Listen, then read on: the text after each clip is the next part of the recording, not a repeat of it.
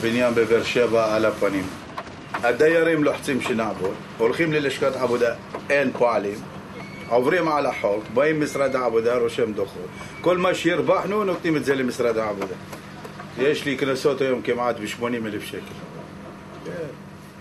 מה, על זה שהחזקת פועלים? כנסות ושני משפטים.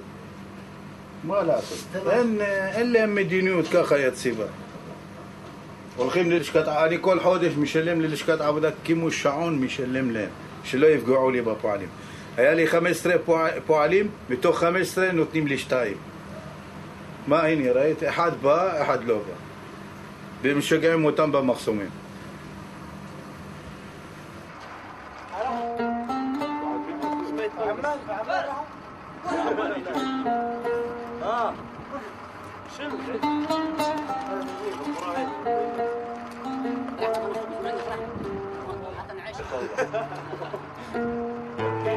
كل البدوان يتفرجوا عليه كل واحد 10 شبر الله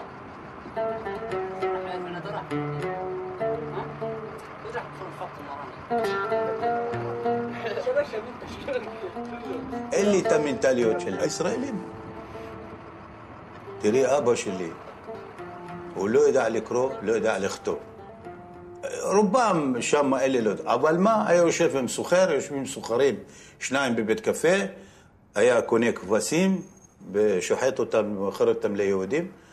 היה אומר לו, ככה כבש, אמר לו, ביום כזה וזה אני משלם לך, קמים, תוקעים יד, נגמר הסיפור. את מבינה? אז זהו זה. פה את כותבת חוזה, ועוד חוזה, ועורך דין, והכל, ומחפשים מתחת לאדמה, ואף אחד לא עומד במה שהוא אומר. אני אמרתי ככה, לא אמרתי ככה, התכוונתי ככה, את מבינה? אני בן אדם לא אוהב לפגוע באף אחד. אני בן אדם, מה שאת מספרת לי, אני מאמין לך.